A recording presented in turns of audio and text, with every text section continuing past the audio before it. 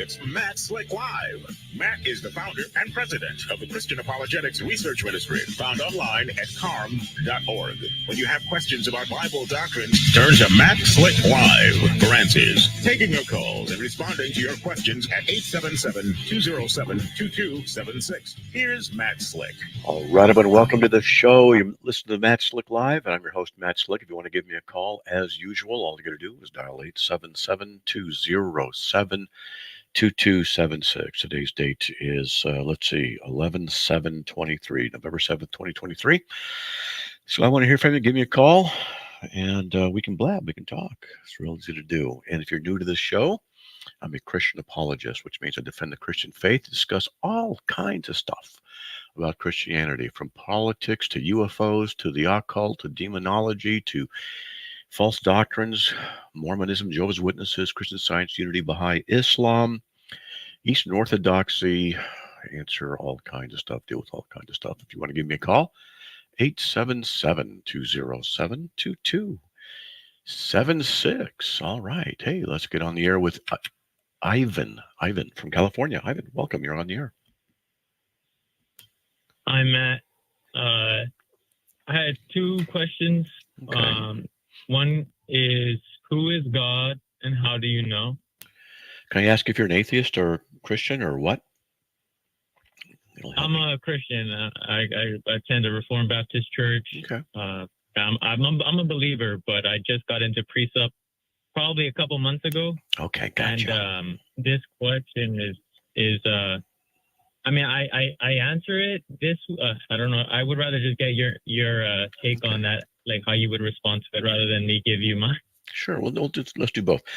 I would say when someone asks me that, they say, who is God and how do you know? I'd say, well, he's the Christian Trinitarian God, who is by definition is the only God that exists. And how do I know? Because he revealed himself in the scriptures and through the person of Jesus Christ. Okay. All right. Okay. That's easy. Yeah, it is. Uh-huh. Right. And who are you and how do you know? Well, my name's Matt. That's why they say, who are you? I go, my name's Matt. And so who are you? And then how do I know? Well, because the Lord revealed it to me, and he opened my heart. He granted me faith. Philippians 1:29. That faith was in Christ. John 6:29. And so I have that assurance of what Christ has done in his resurrection. So that's how. Okay. On another note, I was watching a debate with Eli, Ayala, and T-Jump, and I usually think Eli is very sharp and quick on his feet, but it didn't it's really sharp in that debate, and I think that I don't know if have you seen that debate? No, I didn't hear about it. In fact, I just talked to Eli an hour ago, and I'll be on his show tonight with some other guys. But yeah. Okay. Yeah. Well, there was this one objection or like one defense of, I think it was epistemology that the atheist T-Jump made. And he said that he thinks and therefore he is. And it didn't look like Eli had a good response to it. And he kind of was saying that he didn't have enough understanding of his worldview to be able to make, to I guess, poke around at his statements. But I was just wondering, maybe if you can shed some light on what you would say, because I thought that he was making a claim right there. Just I think therefore I am, and I just wanted your thoughts on that, because it would stump me as well in the moment. But yeah. Well, I don't understand what the question is really, though. So what's the issue? Well, he was just saying that. Oh, sorry. No, go ahead. He was just because he was asking for his ontology, epistemology, and his metaphysics, but he was saying that Eli was saying that T-Jump couldn't, without God, have intelligibility, and then T-Jump said all he knows is that he thinks and therefore he is, and there's a difference between reality and his imagination, and there's reason for intelligibility right there. If that's what T-Jump said, that's not very good. He thinks a lot of times what I'll do with atheists, they'll make a point and I'll just say, yeah, so what? Because what they want us to do sometimes is just try and refute everything they say, and then they're fishing for ammunition. And so, if T Jump says, "I think, therefore I am," I'll say, well, that presupposes the universality of the laws of logic, because you're presupposing the universality of the law of identity. And so, okay, and what justifies the universality of that law from your perspective? Okay, he thinks, therefore he is. Okay, so you have logic, you have deduction. Yeah, so, yeah, what about it? How do you justify it? I've had discussions with him. I don't think he's that good. So he thinks he's that good, and atheists think he's good, but he's not that deep a thinker as far as I'm concerned. That's exactly what I was thinking, but I was thinking on the law of non-contradiction, and I was just thinking, so then I would respond like, oh, so you don't think, and therefore you aren't. That's what I would, right. Because then we can just contradict that. But yeah, you nailed it. That'll be all. Thank you very much, Matt. Yeah, the precept thing you're getting into, look, let me give you a little bit of hints, but I got to write some more on it. Just think of this. Yeah. Think of a table with 3 legs. And those 3 legs: epistemology, ontology, rationality, and existence, thinking, and you can get into morality and other things like this, but knowledge, rationality, and existence. And so these are the 3 basic areas of discourse. Well, everybody has a worldview. Some people's worldviews are more sophisticated than others. You might have a 12-year-old little boy whose worldview is not sophisticated at all. And you can have a 50-year-old atheist who doesn't have a sophisticated worldview, just like a Christian. But when you start examining a worldview, and a worldview is that table upon those 3 legs, and that table, everyone has one of these. That table is what you believe. Well, I believe that the universe exists. I believe, think, therefore I am. I believe that there's good and bad. Whatever they might say. And those are various things that are on that table. And what atheists do is they pony up to the table and they argue from that perspective of the things that are there. And your table is different. And they'll argue about your table and the things on your table, those little subpoints. Well, you believe God exists. How do you know? Well, they don't realize, and both groups need to realize, is that those legs that hold up their worldview need to be examined. What justifies in an atheistic worldview epistemological certainty? If they don't have epistemological certainty, then they can't know anything for sure. They can't know anything for sure. They can't know their own atheism is true. And this casts doubt upon itself. How do they presuppose, or what justifies a universal presupposition of universals and particulars? How do they justify these things? Now, they can come up with some sophisticated answers that a lot of atheists have tried to come up with, but it ultimately comes down to begging the question, because everyone has to make assumptions that are consistent with their worldview. Otherwise, they're just inconsistent. But what justifies those worldviews or those presuppositions as being true? So we got here. That's an ontological issue. All right, how did we get here? Did we just evolve? Where did this come from? Where did the beginning of life come from? Where did the universe come from? What's necessary preconditions for that? What must be the case that the universe exists? What must be the case that axiomatic truths can exist? And what they'll often do is they'll jump all over these things back and forth, and they try and throw out terms and concepts. And they'll, instead of this thing that, we might be presuppositional, we presuppose the universality of God. And then when we do, everything makes sense. Well, they're going to presuppose the universality of axiomatic truths. And what I'll ask them is, what must be the case in order for the universal axioms to be true? What must be the case in which they have their existence? Because if you're going to tell me that universal axiomatic truths are simply self-extant and self-revelatory, that can only exist in a broader worldview that you can then impose a view upon them. What is that worldview and what justifies that worldview? But in particular, you have to issue or understand the issue of what's called primary and secondary substances.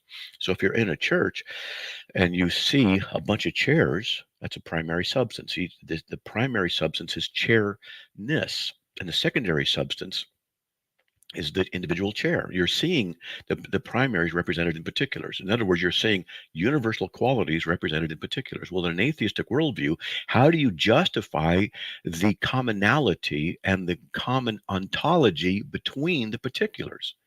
Because they can't answer these kind of questions because they can't justify. They come down to the issue of the one and the many.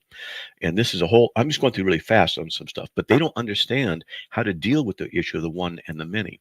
And then some atheists want to get into the is of identity, is of predication, and they want to throw, curveballs at you and things like this. And I could teach on this for quite a while, but atheists are weak in their intellectual prowess. They are weak in their foundational ability. They cannot justify the three pillars that hold up their worldview. They can't justify those things. They just say that they are, and that's just how it is because they're axiomatic. But when you ask the questions, what justifies those axioms as being right, and what condition must be the case in order for those axioms to be true, they can't answer those questions, but we can. And so the atheist will fall short, and all you got to do is kick the pillars, those legs out from underneath their worldview. Okay. Right. I guess the question that I always get sometimes, just that you explained that, is if they just say, well, like they just assume it and it doesn't matter. I don't have to justify it. I can just assume that it's true what I'm saying. Good. And so then you say, okay, if you don't have to justify anything that you believe, then you don't have the right to ask me to justify what I believe. That is to say, that's just the way it is. And it's just the way it is that God exists. So if I use your logic, then I refute you because you say God doesn't exist or you lack belief. But if you say just the way it is, I can say that's just the way it is. God exists. So, and when we assume that, everything works. We assume your position and you got all kinds of problems. Then I say to them, next. Okay. Okay. Is this going to be recorded so I can listen over what you just like discourse on? Because I'm going to need a couple times to listen to it. Yeah. And maybe, Ernie is the one who does this. He takes these tidbits out, and maybe I can, he'll do it, and I can then work through it and try and make it a little bit more cogent because this is just impromptu. But atheists like to boast in their ability to stump Christians, and they like to ask justifications for justifications for justifications. I often like to ask them, what justifies your questioning about justification? They always beg the question. They always assume the validity of their argumentative ability, power, prowess, foundation, whatever you want to call it, without justifying that anything that they are doing is the right question to ask, because they assume it's the right question, which means they're begging the question about the universality of laws of logic, which they cannot justify. If they say they're just axiomatic, then I just say God's axiomatic, and I win. Next. Okay. Thank you very much, Matt. All Lord right. bless you. You too, man. God bless, Ivan. All right. Let's see if we can get to Cliff from Florida. Hey, Cliff, welcome. You're on the air. Hey, what's going on, my brother Matt? Hey, I'm just doing radio, man. What do you got, buddy? Question, man. It's about the church that I go to, Real Solid Reformed Church. But on current day hold on, issues, hold that thought. We got a break, and I want to hear what bro. you got to say. So it's like I want to get all of this. So hold on, buddy. We'll be right back after these messages, folks. Please stay tuned. We'll get back on with Cliff from Florida. Hey, we'll be right back. God bless.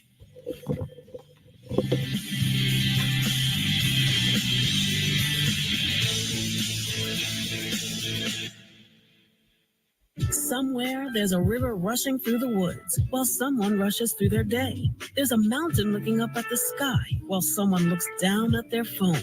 A trail waiting to be walked while someone waits for a latte. This world is full of somewheres waiting for someone just like you. So go see yours at 154 national forests and 20 grasslands. And to learn more, visit nationalforest.org. The National Forest Foundation. See yours somewhere.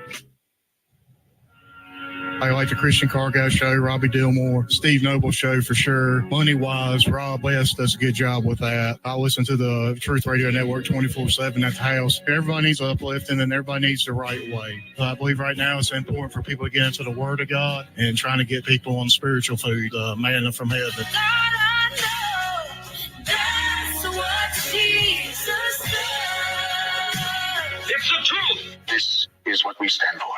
We live in an on-demand world. Time, weather, meals, and content. That's why the Truth Network has the Truth Podcast Network. Some of your favorite Truth Network programs, plus some that are podcast only. Rich content that is rich in the Word. The Christian Car Guy Podcast with Robbie Dillmore. A broken world means broken down cars. But stick with Robbie, and he'll keep you on all roads that lead to Christ. Fun, friends in the Lord, and testimonies. The Christian Car Guy Podcast with Robbie Dillmore at truthnetwork.com. There were years that we had so many animals in our house with our kids. Everywhere. Many times we lost our hamsters. This is Real Family Life with Dave and Ann Wilson. Yeah, we lost our favorite hamster. His name was Hampsy. What a great name, right? And he was gone for like 2 weeks, so I knew he was dead in a dryer vent somewhere. And our little boy, Austin, was 4 years old, and he said, we got to pray for Hampsy to come back tonight. I'm like, yeah, go ahead, buddy. You know, sort of smirk, because like he didn't know it, but that little guy's dead somewhere in the house. And the next thing I know, I hear pitter, pitter, pitter, pitter. He came running in the bedroom, and Austin's like, yeah, God answered our prayer. And I was like, there's no way that thing was alive. But you know what? Don't stop praying. You never know what God might do. Or Ann and Dave Wilson, and that's Real Family Life. Get more at familylife.com/real.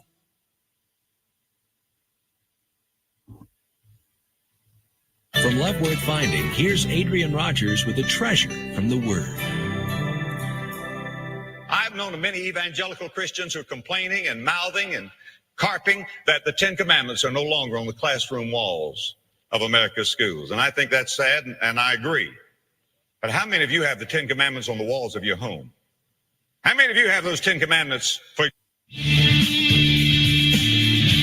It's Matt Slick Live, taking your calls at 877-207-2276. Here's Matt Slick. All right, everybody, welcome back to the show. Let's get back on with Cliff from Florida. Hey, Cliff, sorry about that, man. Had a break, but you're back on. What do you got? All right. So, so I go to a good, solid Reformed church here in Florida, in Miami. Okay. But on current day issues, I feel like they really dropped the ball. I feel like they dropped the ball on the vaccine, but that's not what I'm calling about. I'm calling about the current issue in Israel, right? We have not touched it in depth at all. And me and some other members at the church, we've been watching and waiting for them to touch on it for a month now, and it's not being touched. Like everybody I listen to online, they've dropped everything they've done and touched it because it has, as Christians, it has a lot of implications for us. Right. And I'm starting to really lose respect for them because it's not the first time they've skirted around or avoided talking about very pressing issues. And I don't want to be sinning with I just don't want to be sinning.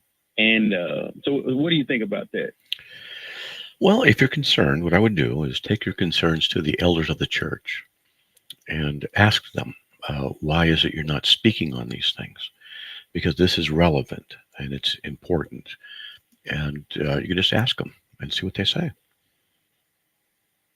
That's what I would do. Yeah. So we have question and answer time, like at our church sometimes. And I put it on the question and answer, and it was avoided then. And then I've heard some other brothers at the church, they've asked, well, another brother, he's went to the main pastor and asked him. And from what I was told, it was sort of brushed off.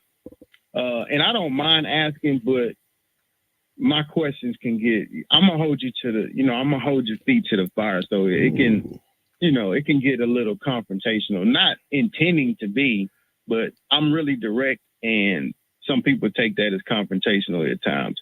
So I was avoiding it, but I don't have any problem, and that's probably going to be my next step, because I'm not really understanding why they're not doing that. Well, like I said, I ask them, and I like what you.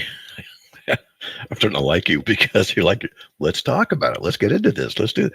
Like, yep, good for you. So, okay. I would ask the elders to address it. That's what I would do.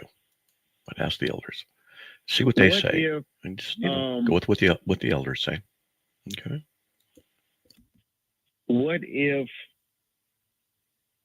I'm trying to ask you a question, like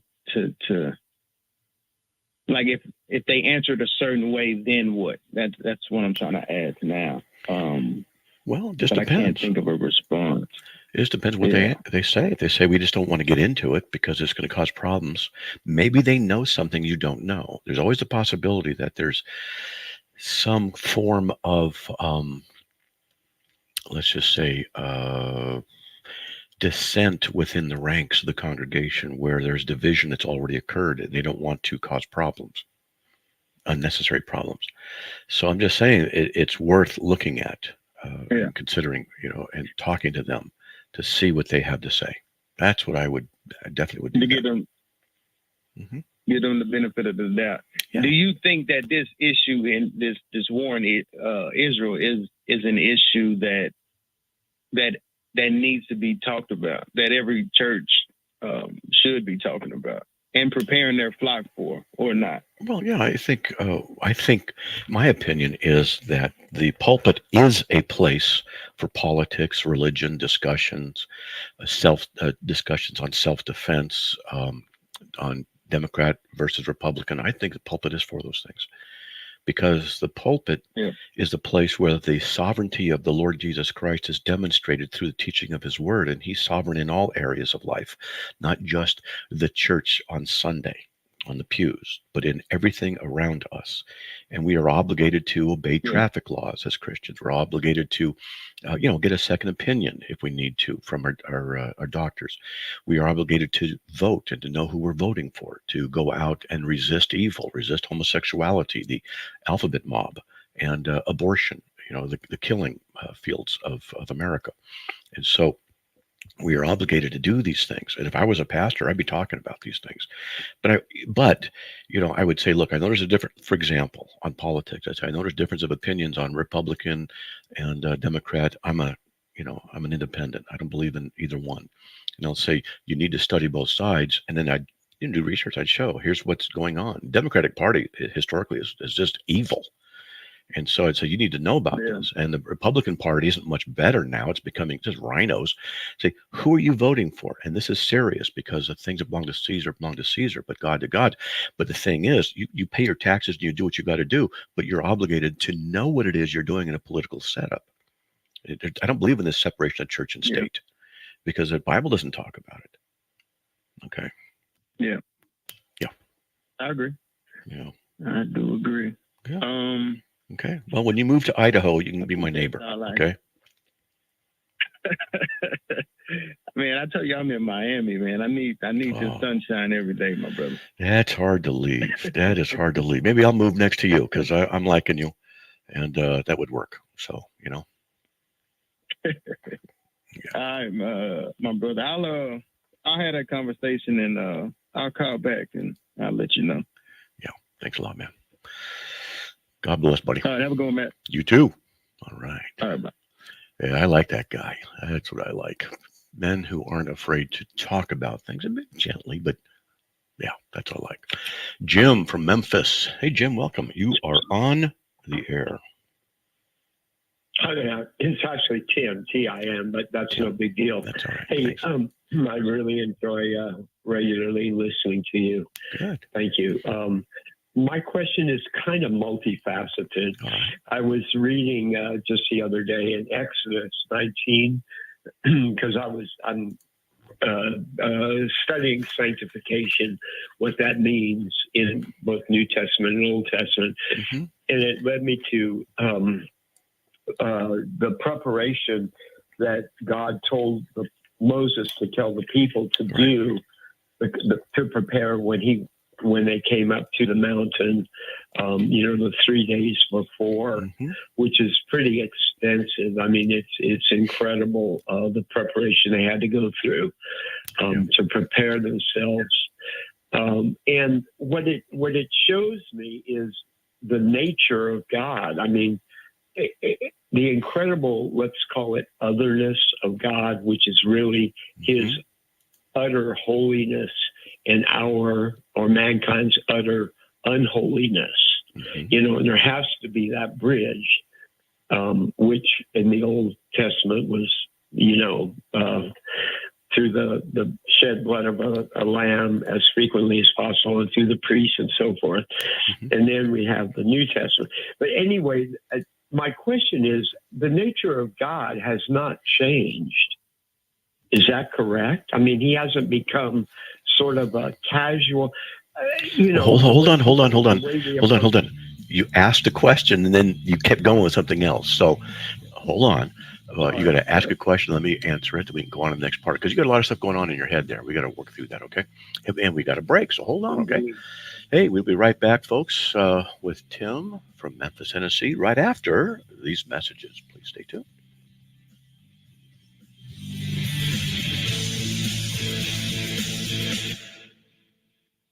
The life of every child is precious beyond measure.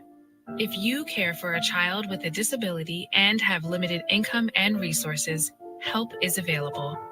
Children with a physical or mental disability or who are blind may qualify for monthly cash payments through the Supplemental Security Income Program, or SSI. The program provides help to meet basic needs for food, clothing, or a place to live, and disability-related needs. It's money that can make a meaningful difference. If you're the parent or caregiver of a child or teenager you think may be eligible, call Social Security at 1-800-772-1213 or visit ssa.gov/SSI-Kids to learn how to apply today. That's ssa.gov/SSI-Kids. It's real help for the children. Message produced by Social Security at U.S. taxpayer expense. We all make promises, big and small, tested over time and distance, tried by circumstances and decisions. I pledge allegiance to the flag of the United States of America. I do solemnly swear to bear true faith and allegiance. To help you when you're in need. To tell the truth, the whole truth, and nothing but the truth. To be considerate and caring. Courageous and strong. For better. For worse. In sickness and in health. To love and cherish. To be your loving, faithful friend. Partner. Child. Parent. Neighbor. One of our most important commitments is to support our nation's veterans. Learn how you can help a veteran going through a difficult time by visiting maketheconnection.net. What would happen if Jesus Christ preached at your church this Sunday? True Commentary with Stu Epperson, author of the book, Last Words of Jesus. This happened in Mark chapter 1 in the synagogue, and it says they were astonished at his authority over the scribes. And then it says they were amazed at his authority over the demons. There was astonishment because when you preach Christ, there's great authority that is not human, but it's from God. It's the word of God being proclaimed. And the demons were convulsing and screaming. Why? Because the authority and power of Christ brings out the darkness and it causes it to flee. If your church doesn't preach Jesus Christ and him crucified, you should flee that church. Are people astonished at the word of God being proclaimed at your church and in our pulpits? True Commentary with Stu Epperson, author of the book, Last Words of Jesus. Available now in bookstores. Learn more. It's Matt Slick Live, taking your calls at 877-207-2276. Here's Matt Slick. All right, everyone, welcome back to the show. As soon as I activate Tim, I can get him back on the air. There we go. Let's get on with Tim from Memphis. Hello. All right, buddy, you're back on. Hello. Okay. Well, anyway, you wanted to answer that first part. Yeah, I forgot what the question was. So Well, basically, God reveals himself as this, as he is, and how awesome that is, how holy that is. And my question is relative to today, has God altered himself? Okay. So let's, right there. And there's a God, reason hold for on. Okay, there's the question. Has God altered himself? The answer is no. God cannot change his nature. He is what he is. His nature is immutable. It is unchangeable. He always will be what he has always been. Okay? Okay.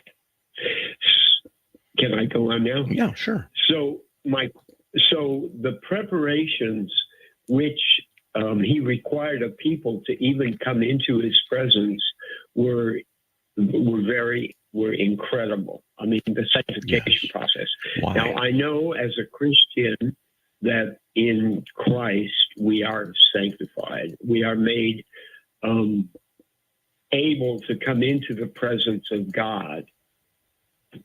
Okay, without going through those 3 days of works-based sanctification. Right. In other words, I got you. So what's your question? Let's get to a question here, okay? Okay, but God hasn't changed. But my concern is that we in the church don't treat God as the holy God that he really is. If he hasn't changed, I see so many things. Okay, wait, hold on. Do you have a question, though? Okay.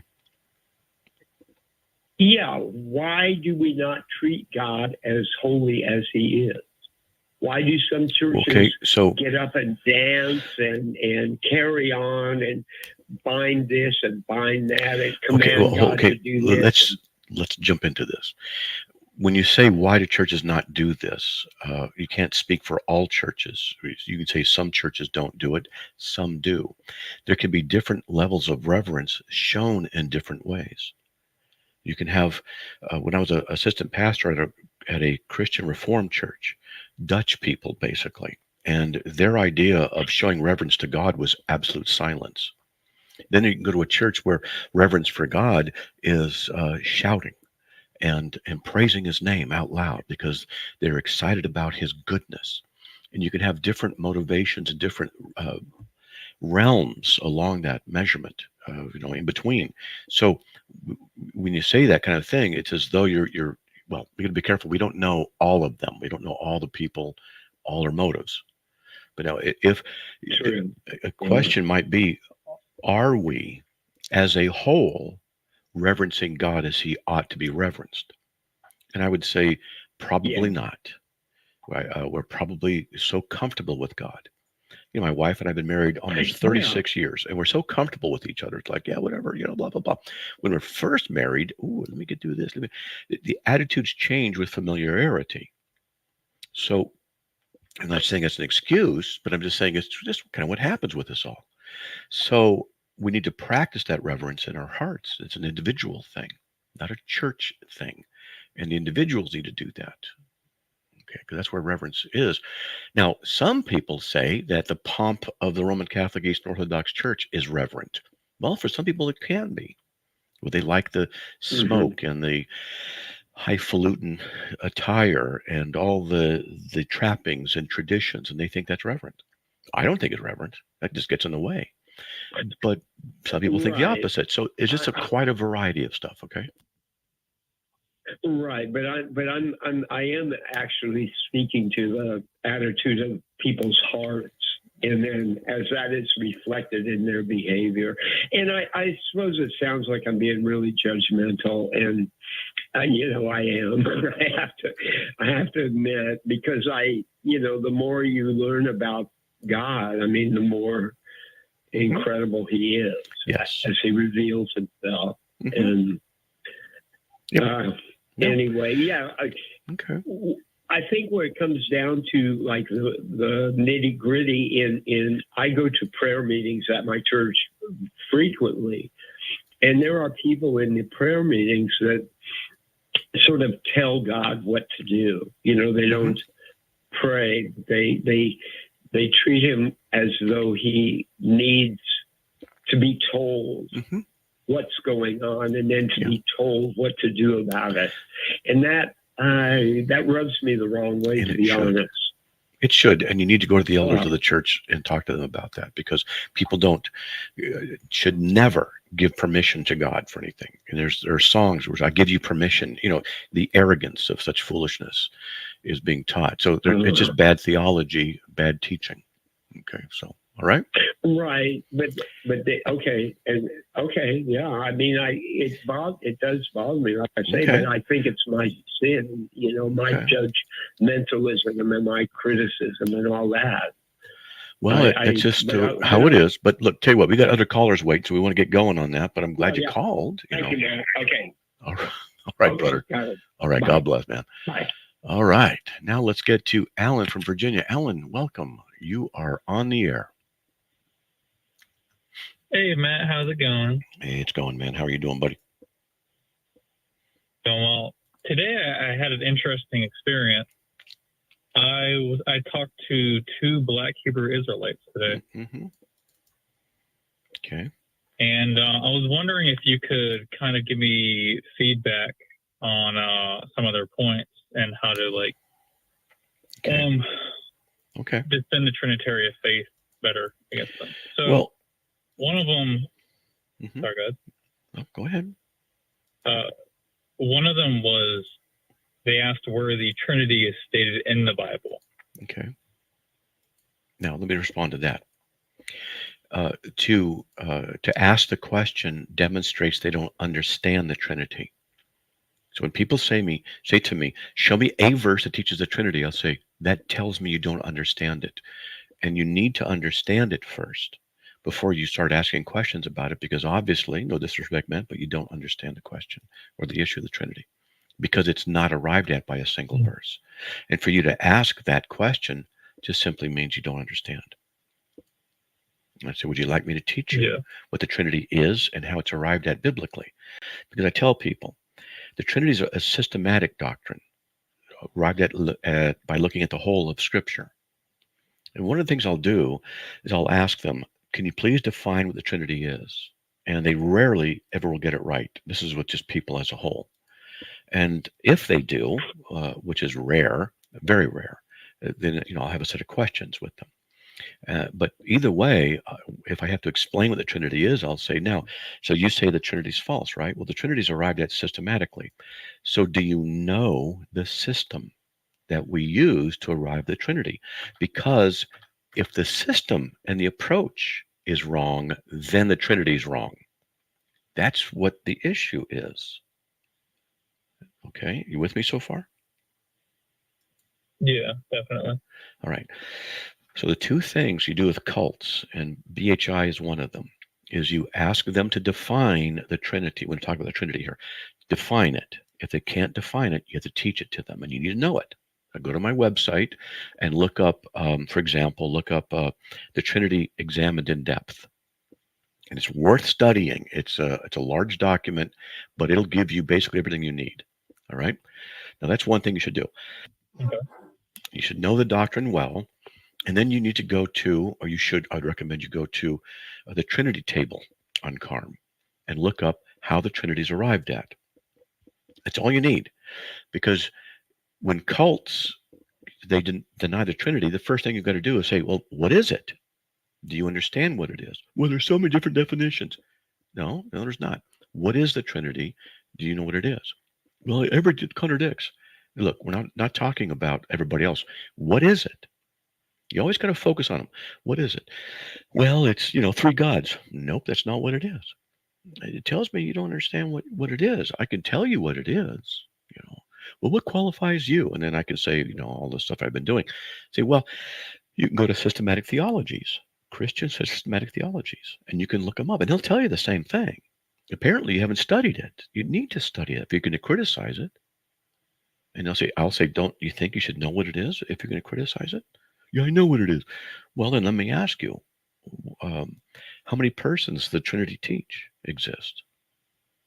3 gods. No, we didn't say that. And it's 3 people. No, we don't say that.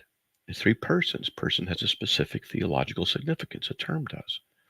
And so you see, they don't know. And then once you get what the Trinity is, then you have to say, well, do you know how it's arrived at? Because it's not arrived at by looking at a single verse. Any more than the truth of BHI, you believe, is looked at by a single verse. You look at the whole of Scripture for your position, don't you? Well, we do the same thing. Now, hold on, buddy. We got a break, okay?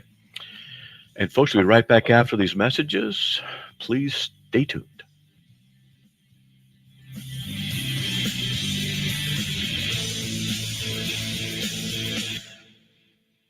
Everybody has a smile story, those daily moments of joy that make you smile, especially when you're a child like 3-year-old Zena. Her smile is as bright as her future, but there's something you wouldn't know about Zena. She was born with a cleft lip, which can make it hard to eat, talk, hear, and even breathe. And she's far from alone. A baby is born with a cleft every 3 minutes. This hurdle could have kept Zena from living her full smile story. Thankfully, she met Smile Train. Since 1999, Smile Train has helped millions of children like Zena find their forever smiles by empowering medical professionals around the world to provide cleft care in their own communities at no cost to families. Smile Train is working tirelessly to give every child with a cleft the opportunity to live their full smile story. Learn how you can help more kids like Zena at smiletrain.org/learn. As a veteran, you get a lot of advice. But wisdom's harder to come by.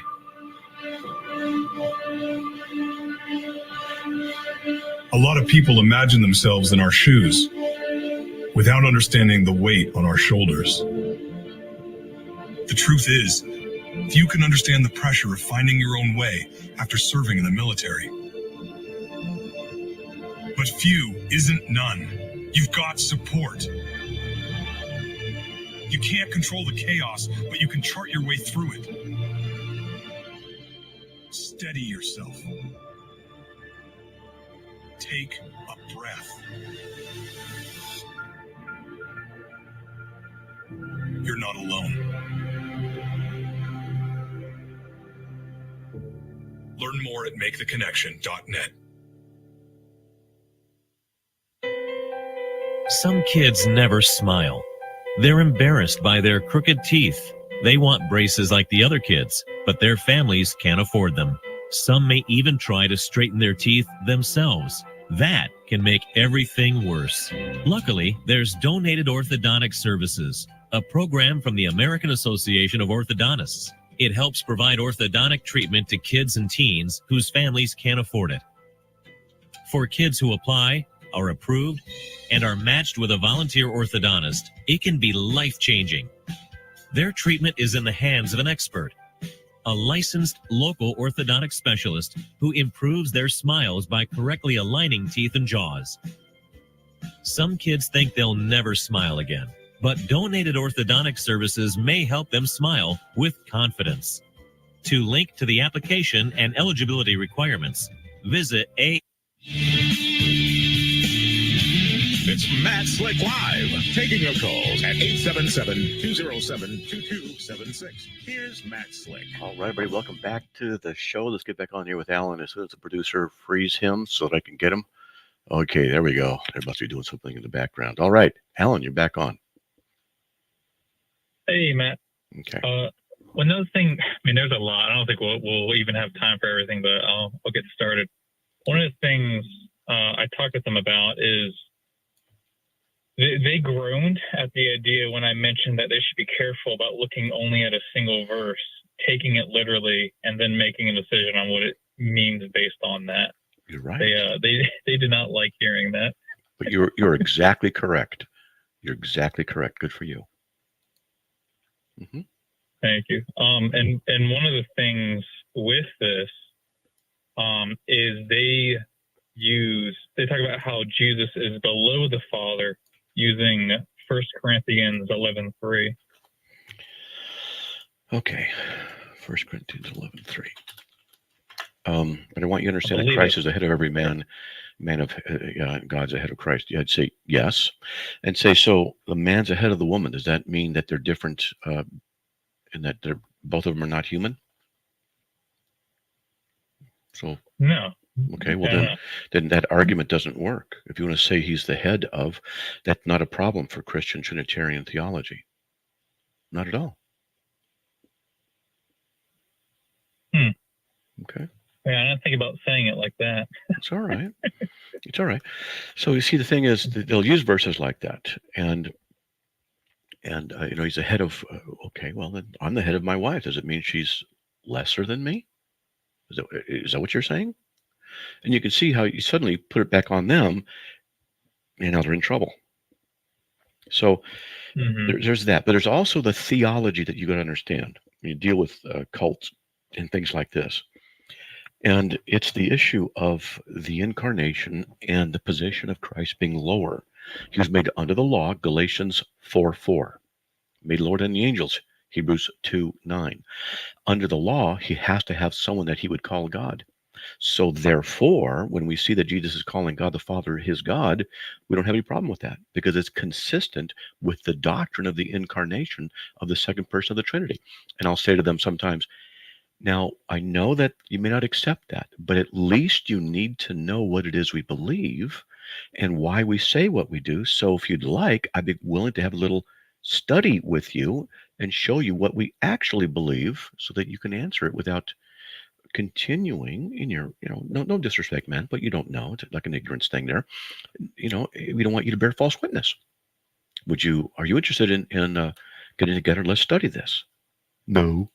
Okay, well then, then you're just telling me then that you don't want to study.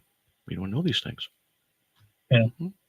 I mentioned you in your radio show, and I was wanting to give them your contact info, but they just basically completely disregarded it. Of course. They basically scoffed at the idea of apologetics and theology and that. Well, it's normal. Of course they're going to do that. And why do you think? Because they're not interested in serious discourse. Now, I'm not that good with BHI, but I know people who are, and they can clean their clocks. All right. And I'm slowly learning about it, but I need to talk to a few of them and do some, informal, impromptu discussion debates and stuff like that. But it's just, they are a racist group. It's a racist group because they teach black people are the true Israelites, and you have to be black.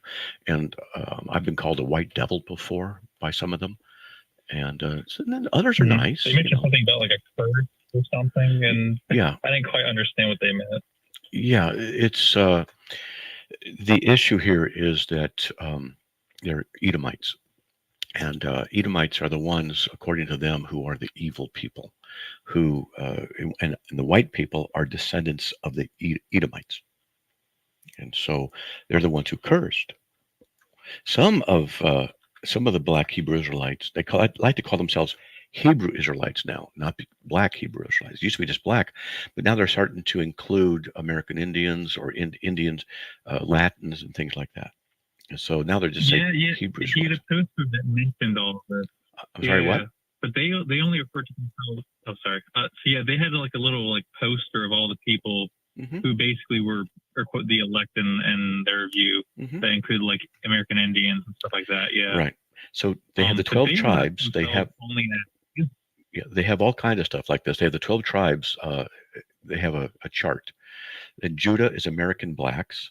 Benjamin is West Indian blacks. Levi are the Haitians. Ephraim is the Puerto Ricans. Manasseh is the Cubans. Simeon, Dominicans. Zebulon, Guatemala to Panama, or the Mayans. Gad is a Native American Indians. Reuben is a Seminole Indians. Asher is Colombia to Uruguay people. Issachar is the Mexicans. Naphtali are the Argentinians. And that'll include Latinos, Native Americans, etc. And white people are of the devil. Yeah. I found it interesting when they basically were saying that they assumed that I was Caucasian, and I mentioned about or not how, for example, I assume so. I never have done any ancestry, but I probably am. Okay. But I don't know. But I mentioned like people like say like Elon or whatever, who are apparently apparently he's from like South Africa, but he has white skin and stuff like that. And they were like a little bit, I don't know, they felt a little bit weird about it, I guess. I don't know. Yeah. We'll tell you what, we got other callers that we want to get through it, but call back tomorrow. We can talk more about BHI and stuff. There's a lot of factions within them. There's like a couple hundred different factions. They have commonalities, but also some strong differences. And they're growing. And they're not good at exegesis. They are not good at it. They don't understand biblical exegesis and logic. They take things out of context all the time, misapply it, and then it doesn't matter what you say. You're just wrong because you're an Edomite. Okay. All right? Yeah. All right, buddy. I appreciate it, Matt. Thank you. All right, man. God bless. God bless. Okay. Let's get to Dana from Winston-Salem. Dana, welcome. You're on the air. Hey, how you doing? I'm doing all right. Hanging in there. So what do you got? Okay. I have been listening to you, and you have, like, man, you educate me, and I have been on this deep dive. So the first question is, how come America celebrates the Sabbath on a Sunday when in the Bible, the oldest Bible, it's the first day of the week is Sunday, the seventh day is Saturday? Because Jesus was raised on Sunday and the church started gathering on Sundays. And it says let's see, it's Romans 14, 5-6. One man regards one day above another, another regards every day alike. Let each man be fully convinced in his own mind. If we're obligated to keep the Sabbath on Saturday, why does it say one man regards one day above another, another regards every day alike? Let each man be fully convinced in his own mind. So if we're obligated to keep the Sabbath on Saturday, that statement wouldn't be there. You can also go to Colossians 2, 16-17. Therefore, let no one act as your judge in regard to food or drink or in respect to a festival, which is yearly, or a new moon, which is monthly, or a Sabbath day, which is weekly. Things which are shadows of what is to come. In Acts 20, verse 7, on the first day of the week, when we were gathered together to break bread, that's Sunday. Okay, Paul began talking to them, intending to depart the next day, and he prolonged his message until midnight. In 1 Corinthians 16, 1-2, now concerning the collection for the saints, as I directed the churches of Galatia, so do so on the first day of every week. Put aside these things. So tithing was on the first day of the week, Sunday. And finally, in Revelation 1, 10-11, I was in the Spirit on the Lord's day. That's the Lord's day is the resurrection day, Sunday. And I heard behind me a loud voice with the sound of a trumpet saying, write in the book, etc., etc. So the Lord's day is that day, first day of the week. Okay, so that's why the church does that. Okay, but what is that? Okay, so but the Israelite people, like in Israel, they work, they Sabbath is on a Saturday. Is it? Which day is the right? In the Old Testament, it says that the Sabbath is the seventh day. Okay, so the which day is the Sabbath? The original one is on Sunday. The church started to meet on a Saturday. The first one's on Saturday, and the church started to meet on Sundays because that was the day that Jesus rose from the dead. And then there's writings that say, don't let anyone judge you on which day you worship on. Okay? Okay, I get what you're saying now. All right. So am I supposed to, okay, I appreciate, and another thing. How should I feel about the fact that the Bible don't have all the books? Like, I was reading the Bible. Wait. The Bible doesn't have all the books. No, the Bible, Okay. hold on. All the books. You mean geometry books, mathematical books? What do you mean all the books? Okay. Some of the Gospels are not in our Bible, like the King James Version. How No, should that's I feel not about correct. the fact that No, that we have all the books that we need that God has ordained for us. They are in the 66 books of the Old New Testament. We have everything. Nothing's missing. So what is this that I'm learning about the Book of Mary, the Book of Thomas? Those are the Gospel of false. Thomas? They're called pseudepigraphal documents. Pseudo, false. Pseudepigraphal, false writings. pseudo-epigraphal writings. They've existed for hundreds and hundreds and hundreds and hundreds of years. The Christian church has known about them and rejected them. Okay. People come along and say, the Bible's missing books. No, it's not. All right. Okay. And just one more last question. Sure. Should I believe? I don't know. I just want to know the right stuff. And I don't know. I don't know why. So the book of Enoch, is that not part of the Bible either? It's not part of the Bible. It's not inspired. But it is quoted. But Paul also quotes Menander and Erastus, pagan philosophers. It doesn't mean that just because they quote something that it's inspired. Satan is quoted. Doesn't mean he's inspired. Okay? I get it. Okay. Okay. Well, all right. Thank you for that. I appreciate it. Sure, no problem at all. All right. Anything else?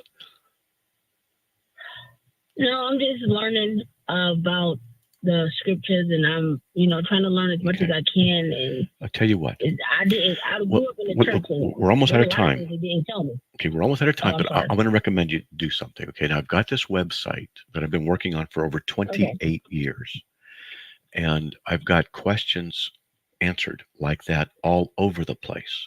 It's CARM.org, CARM.org, the Christian Apologetics Research Ministry, CARM.org.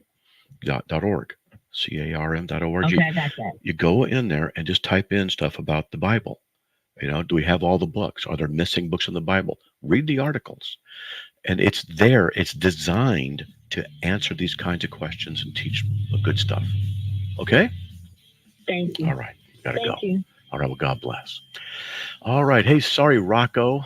I want you to call back tomorrow about that topic with the rapture. And Armand, sorry about that. Mosaic Christian Church. Don't know what it is. We'll talk tomorrow about it if you call back. God bless everybody. I'm out of here. May the Lord bless you. Talk to you later.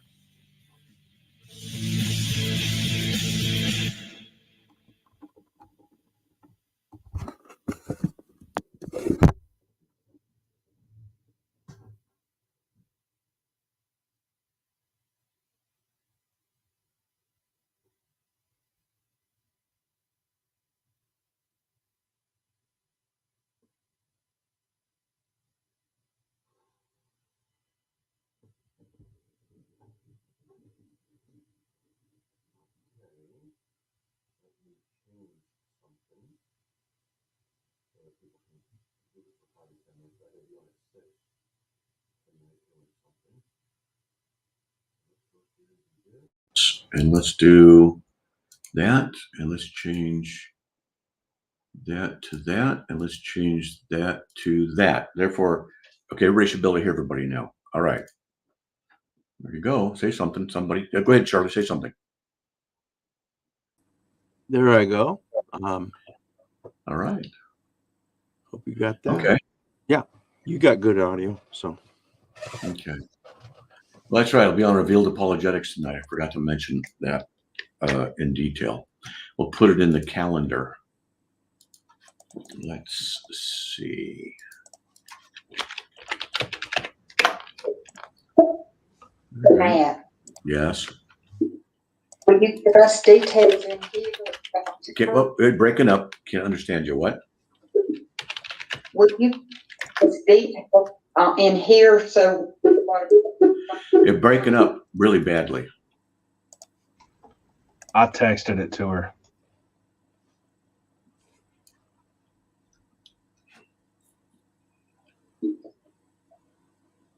You texted who? Okay.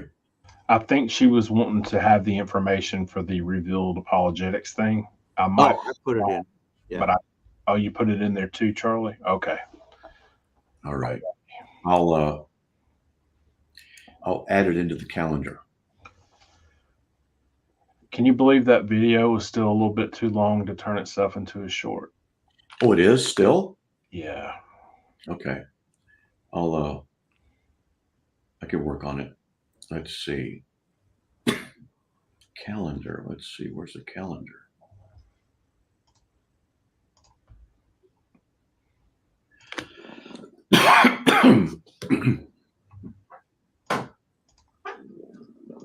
Okay, looking for the calendar. There it is.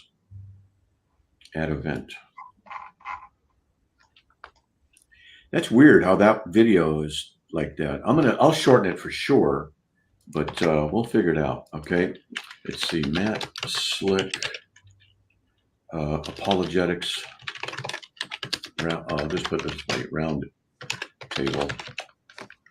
Apologetics round table. All right. And that'll be, let's see, start date is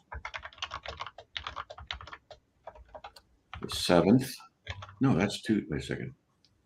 Yeah, end date. Oh, they do the calendar differently. I don't like that. All right.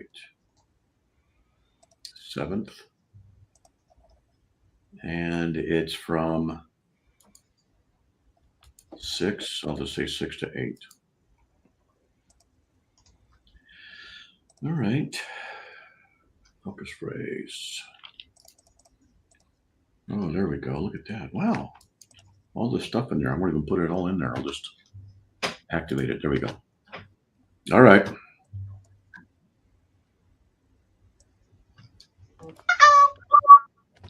What was that? That was Ernie's phone. I don't know what's wrong with Ernie. I'll have a talk with him. Okay. All right. Let's see. Ooh, interesting. Okay. Slime ball. Okay, now let's try that. All right. Working on one from yesterday. Hope you guys enjoyed the show. All right, seeing how it goes. It's not working right. Let's see, try this. And delete that. There we go, put that in there. Why is it doing that? I don't know. It was working, now it's not working. Is it? Oh, it's YouTube. I'll put a YouTube link in there. Maybe that's what we need. I put it in the private chat. Did you grab it from there? Yeah. Let's try this. Embed a single video. URL right there. Submit. There we go. Well, come on.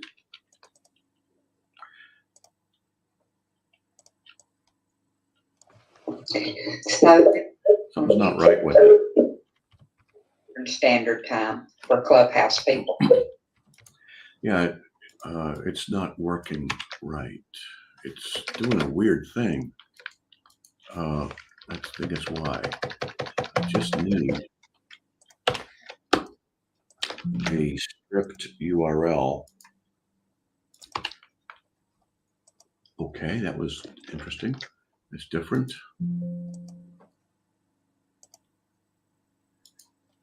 Why is all this happening? Man. Okay.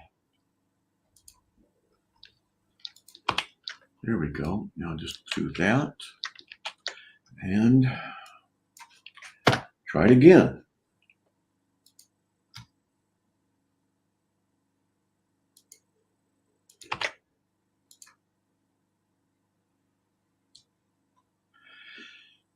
And it doesn't seem to like it for some reason.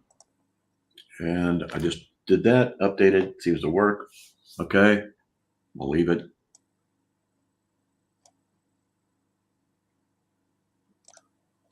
Yeah, so these guys that are going to be with me in there are all talkers. Eli is not so much talker, but the other guys, so I won't be saying a whole bunch. When I get into groups like that, I just keep going. I'll just add a couple things in here and there. One of them is Sai, isn't it? I'm sorry, what? It looked like one of the guys in the photograph was Sai. Yeah, Sai Ten Brudenkate. He'll be on. Anthony Rogers, and it'll be good. But they're both vociferous. So I've talked some of these thinking times all over, so I don't worry about it. Not a big deal. What was the topic? I guess I didn't even pay attention to that. Just apologetics. That's all. It's just apologetics. Okay. Well, maybe while you're on there, you should teach them how to do proper apologetics. Oh, yeah, I'll teach them. I learned from these guys, believe it or not. The student has become the master. Yeah. All right. Round table. An apologetics round table is what that is. Did I mess that up? Oh, my goodness. So let's see. How am I going to get in there? Oh, man. Oh, you messed it up. I didn't mess it up. Yeah, I think I did. Yeah. Oh, come on. Let's get in here. Ah, I hate that. Okay.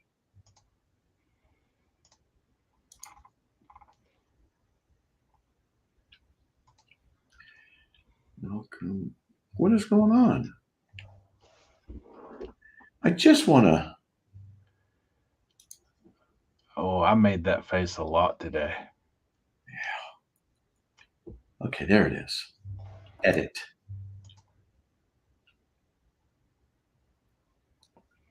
Yep.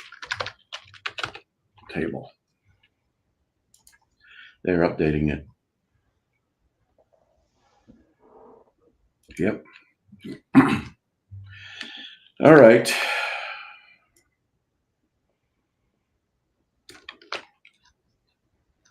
Hi, or Billy wanted to say. What? I'm asking the ones that came on stage anything they want to say. Hey, Joanne. Yeah, you invited me up, so I figured when Matt was ready to take questions, I might ask him a couple. Okay, go ahead. I'm ready. Go ahead, ask me a question. Okay. I follow sort of in the Reform camp, although sometimes I don't always find some of the Reform answers to be satisfactory to my liking. But here's a question for you, okay? It's actually, if your answer to this question is yes, then I have a follow-up question. If it's no, then I don't. My question is, does God love everyone in some way, even if it's not the same way? Yes. Okay. So my second question then is, why would God have any love for the tares or the wolves or the goats? Because that's his nature.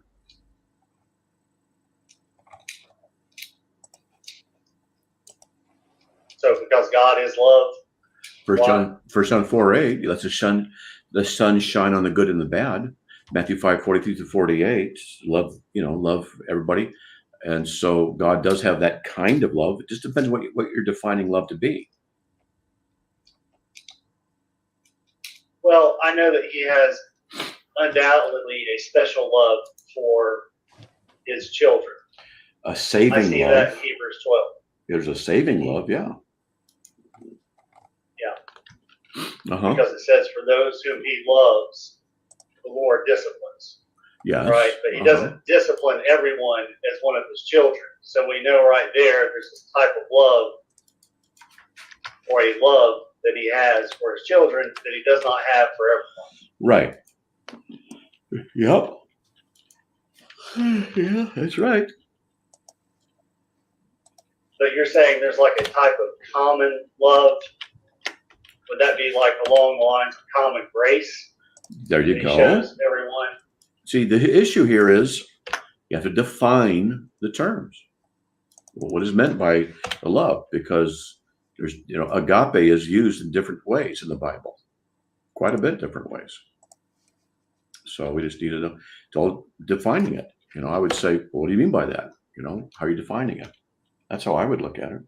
First, you mean saving love? No. Generic love that he lets the sun shine on the good and bad? Then yes. Love in the sense that he has affection for them? Maybe, maybe not. He hates all who do iniquity. So there's just a lot of different ways, different aspects that we have to define what that is.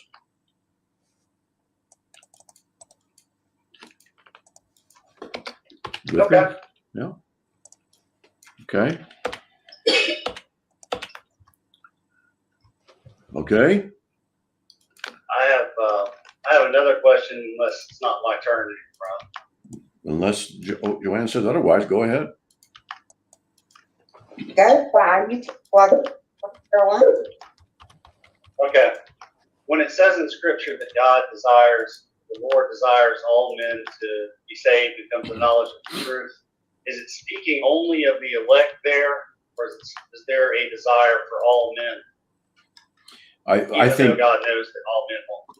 I think either one of those positions can be defended logically and biblically. The question is, which one's the right one? And then I can't tell you. Okay, I can't tell you exactly what.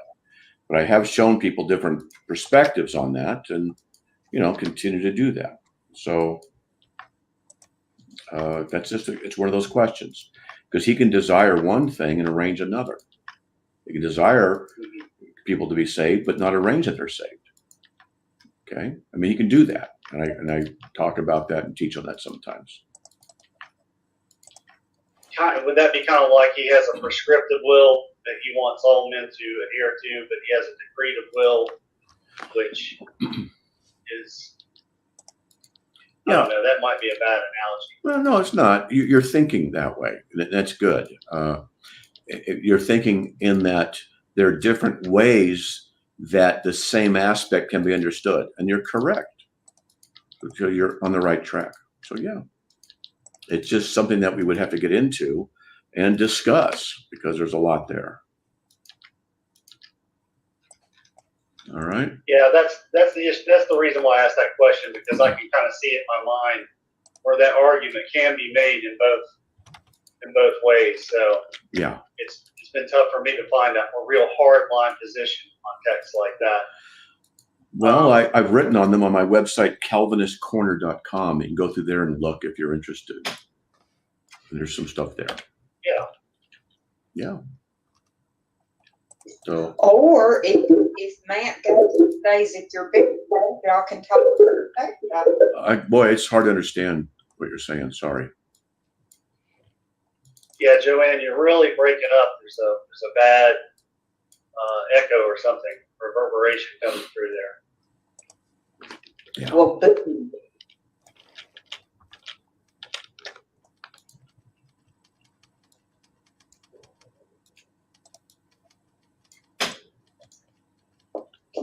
can you understand me? Yeah, for some reason it's pretty bad. Don't know why, but just what it is.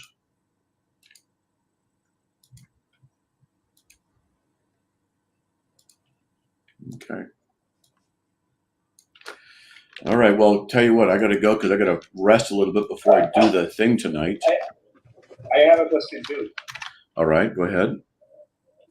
So, according to you, how to evaluate a church you are considered to attend? Which church I need to go attend? I know PCA church. I know PC church, Reformed church. If I go to a Armenian church, which church do you recommend to go? I can't understand what you're saying very clearly. What is your recommendation to other churches other than Reformed churches? What's recommendation?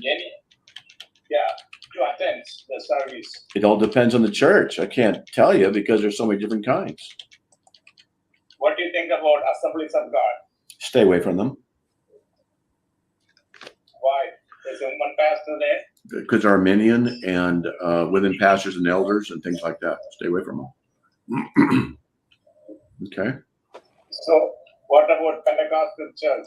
Stay away from them too because they get too involved with emotion.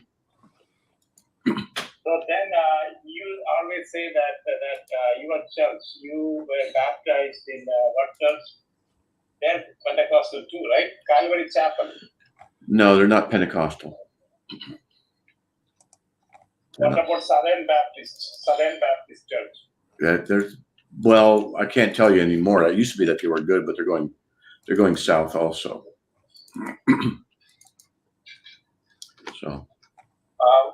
What what about Episcopal Church? Episcopal Church? About what? Like Episcopal Church. I can't. What? Episcopalian. Oh, Episcopal. Yeah. Yeah. Stay away from the Yes. Episcopal. Stay away from there.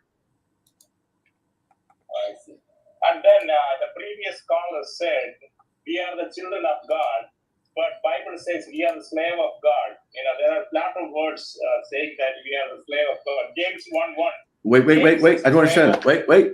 The what of God? Slave of God. You are slave of God or children of God. Slave? Yes. Yeah.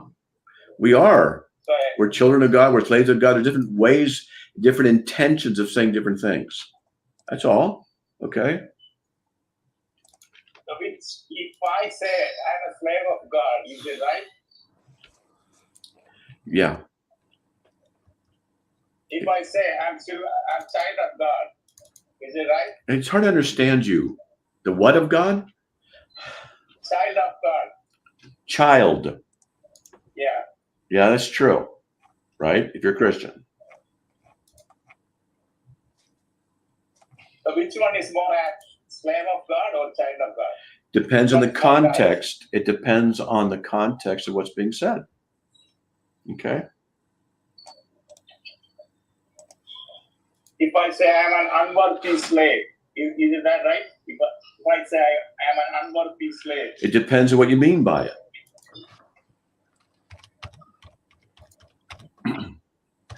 If I said I'm slave of Jesus or slave of God. It depends on what you mean by it.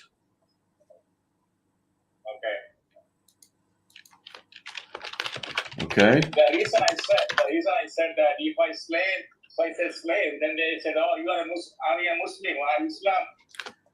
Muslims always say that I'm a slave. So that's why I asked you that question. Just say bond slave. Okay. It'll be better. All right. Okay. Okay. All right. What is doulos means? Doulos in Greek. Slave or bond slave, depending on the context. Okay. All right. All right. Thank you. All right. I'm going to get going and go eat and relax a little before I get on in 40 minutes. Okay.